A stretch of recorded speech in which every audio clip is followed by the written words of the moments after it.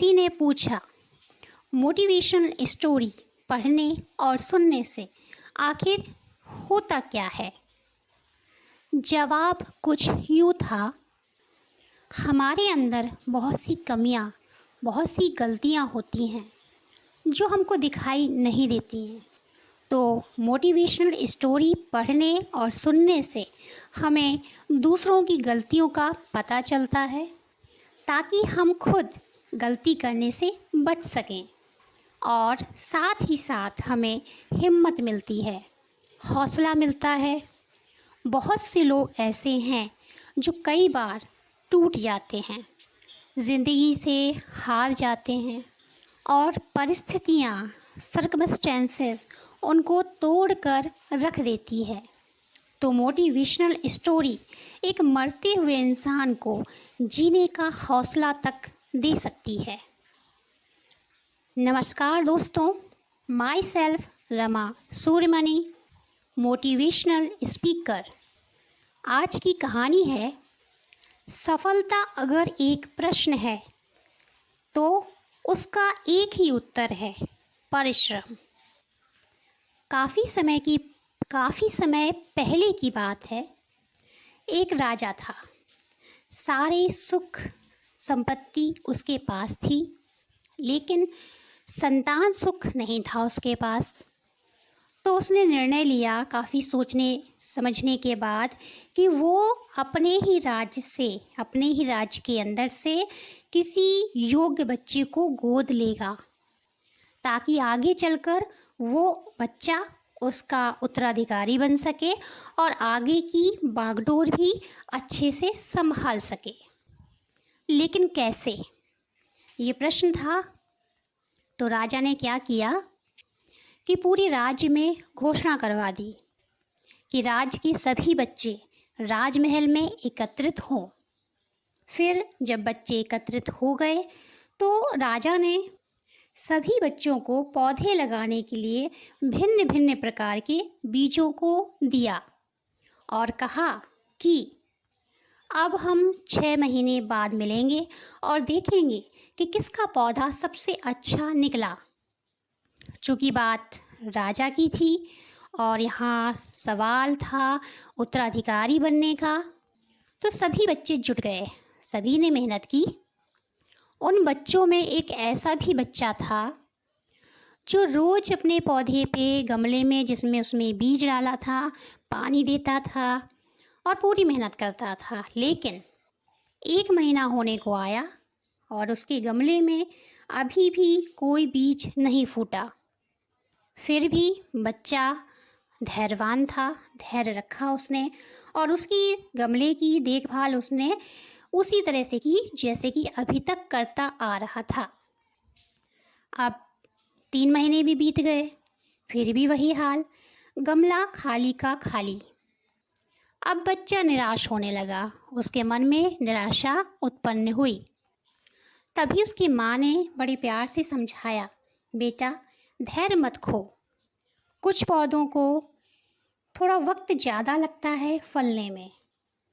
थोड़ा और समय बीता, आखिरकार 6 महीने भी बीत ही गए, लेकिन उस बच्चे का जो गमला था वो वैसा खाली का खाली ही रहा। लेकिन बच्चे ने कोई लापरवाही नहीं बरती। बराबर 6 महीनों में बच्चे ने मेहनत की और पूरी ईमानदारी से अपनी मेहनत की। और 6 महीने के बाद जब सारे बच्चे वापस गए तो वो भी अपना गमला लेकर राजा के पास पहुंच गया। वहाँ पर देखा सारे बच्चे खुश थे, जोश से भरे हुए थे और राजा के उत्तराधिकारी बनने के लिए प्रबल लालसा अपने मन में लिए हुए थे। सबके गमले देखने के बाद राजा की नज़र इस बच्चे के गमले पर भी पड़ी। तो राजा ने बच्चे को अपने पास बुलाया और पूछा कि ये तो खाली है गमला तुम्हारा। बच्चे ने बड़ी मासूमियत से कहा, हाँ खाली है, लेकिन मैंने 6 महीने तक इसकी देखभाल की है, रोज़ पानी सींचा है, इसको धूप और छाँव से बचाया है, इसका पूरा ख्याल जो मैं रख सकता था मैंने रखा है।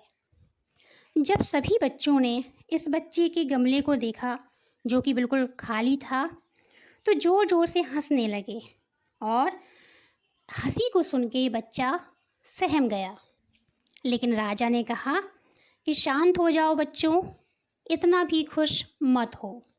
राजा ने कहा कि जो बीज बाकी सारे बच्चों के पास हैं और पौधे बनकर निकले हैं, असलियत में वे सब बंजर हैं। इनमें कुछ भी ऐसा नहीं निकलेगा जो आगे फलदायी हो, लेकिन असली बीज तो यही है, यानी कि खाली गमला। क्योंकि उसमें कुछ ना निकलने के बावजूद भी इस बच्चे ने अपने परिश्रम को बराबर लगातार किया, कंटिन्यू जारी रखा और अपनी ईमानदारी को खुद के प्रति बनाए रखा। रिजल्ट कुछ भी निकला हो, लेकिन बच्चे की मेहनत में, परिश्रम में और ईमानदारी में कोई भी लापरवाही नहीं थी, कोई भी कमी नहीं थी। अंततः बच्चे को उसके निष्काम और निस्वार्थ परिश्रम और ईमानदारी का फल भी मिल ही गया। दोस्तों, ये छोटी सी कहानी है और हमें इससे सीखने को क्या मिलता है? यही कि परिश्रम और ईमानदारी अपने काम के प्रति रखना बहुत ज़रूरी है। अगर हम परिश्रमी हैं और साथ ही खुद के प्रति ईमानदार हैं, समर्पित हैं अपने परिश्रम में, काम में, तो जीवन के किसी ना किसी पड़ाव में, किसी ना किसी मोड़ पर हम सफल हो ही जाएंगे।